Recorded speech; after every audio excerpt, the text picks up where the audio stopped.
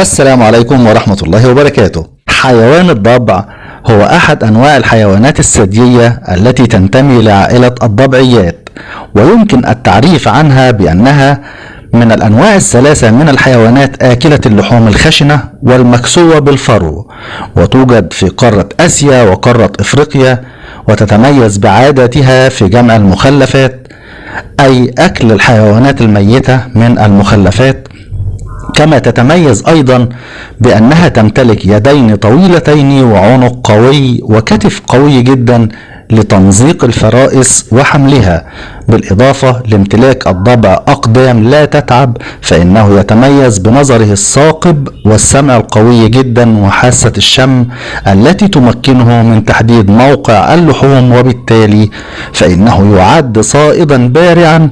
كما تتميز جميع أنواع الضباع بأنها أكثر أو أقل نشاطا أثناء الليل حسب نوعها. عن موطن حيوان الضبع حسب نوعه، وعن غذائه، وعن سلوك هذا الحيوان المتوحش، وأيضا نتحدث عن مدى خطورته على الإنسان. لماذا لا يتم دفن الضبع عند موته إلا في وجود الشرطة وعمل محضر قضائي قبل الدفن؟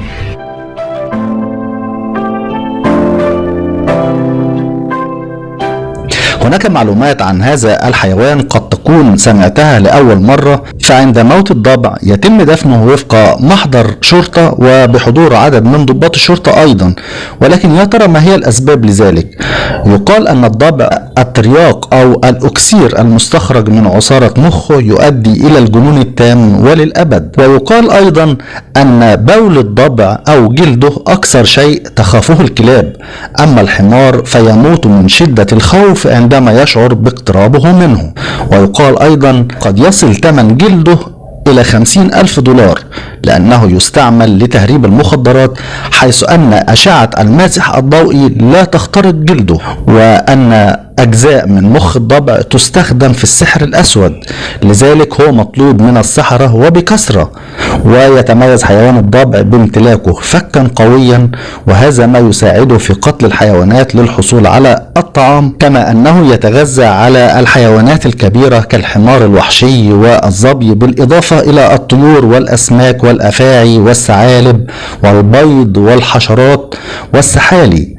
كما تقوم الضباع بتخبئة الطعام الزائد في الحفر المائية في بعض الأوقات، وتتناول جميع أجزاء الفريسة بما فيها العظام والحوافر.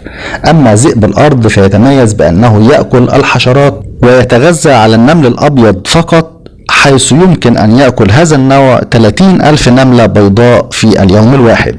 والآن نتحدث، هل بتعتبر الضباع خطيرة على الإنسان؟ بيعد حيوان الضبع أحد أنواع الحيوانات التي تشكل خطرا كبيرا جدا على الإنسان، حيث أن هذا الحيوان يتميز بانتمائه إلى مجموعة من الحيوانات المفترسة الخطيرة، كما أنها قادرة على مهاجمة وقتل حيوانات كبيرة بنفسها.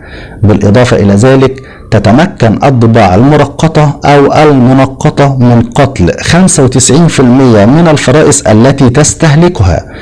ولا يجب تعميم فكرة البحث عن الطعام في المخلفات على جميع أنواع الضباع، حيث تطبق هذه الحقيقة بشكل أساسي على الضباع المخططة فقط، الأمر الذي يجعل حيوان الضبع من الحيوانات الخطيرة جدا على الإنسان، كما أنها قد تعطي انطباعا أوليا بأنها ضحية. وعلى الرغم من ذلك فقد تمكن بعض البشر من بني الإنسان من بناء علاقات قوية مع الضباع، حيث يوجد ما يسمى برجال الضباع، وهم أعضاء عائلة يتم تدريسهم كيفية صيد وتدريب الضباع، ويعتمد هؤلاء الأشخاص على هذا العمل لكسب المال عن طريق تطبيق الحيل الخاصة بهم على الضباع المسجونة في الأقفاص.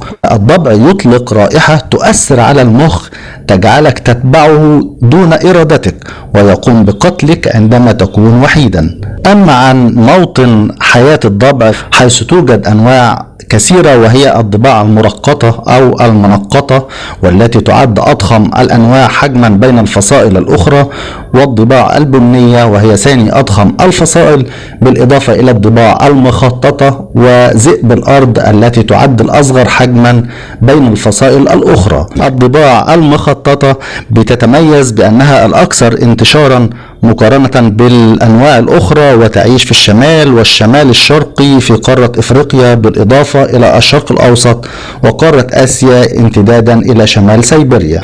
وتعيش هذه الفصائل في أماكن كثيرة من العالم.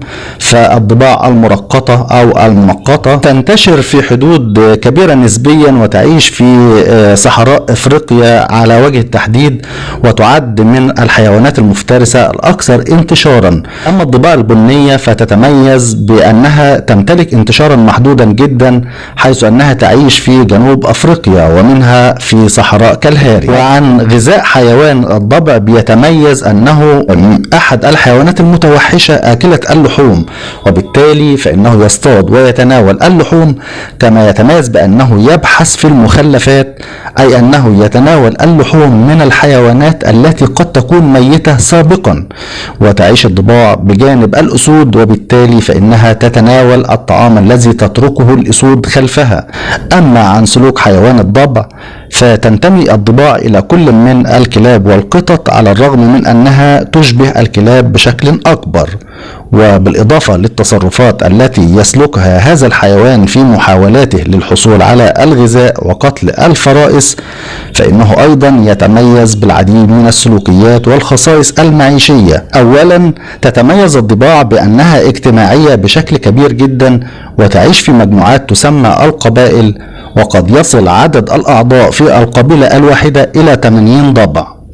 ثانيا، تتميز إناث الضبع المرقطة أو المنقطة بأنها أكبر حجما وأكثر عنفا وتسلطا في القبائل، حيث تحصل جميع الإناث على مكانة أعلى من الذكور في القبائل. أما إناث الضباع البنية والمخططة وذئب الأرض فتخضع للسيطرة الذكورية في القبائل.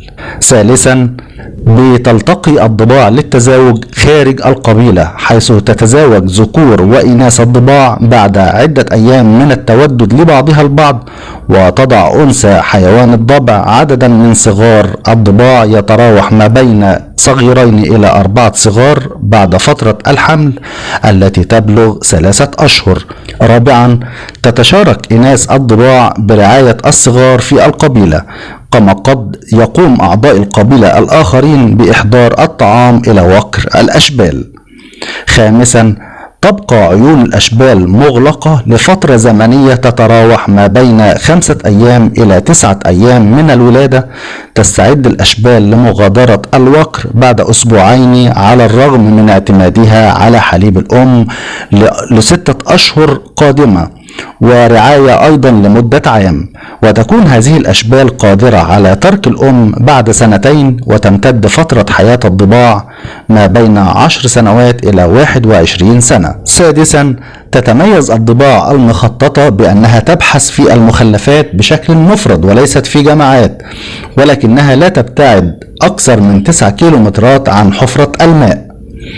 سابعا، يتميز ذئب الأرض بأنه حيوان ليلي غالبا ما ينام خلال النهار، أما عند وصول الشتاء تتغير عادات هذا الذئب ويبدأ في المطاردة في النهار والنوم ليلا للمحافظة على الطاقة. ثامنا، يمكن تحديد عمر وحالة الضباع المرقطة من خلال صوت الضحك.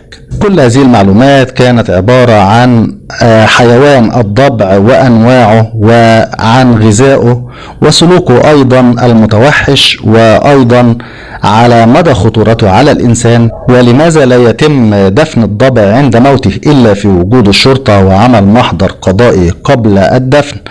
أرجو أن يكون الفيديو أفاد حضراتكم بمعلومة، وإن شاء الله نلتقي في فيديوهات قادمة بإذن الله. أترككم جميعا في رعاية الله، والسلام عليكم ورحمة الله وبركاته. شكرا على المشاهدة، ولا تنسوا الإعجاب بالفيديو والاشتراك بالقناة.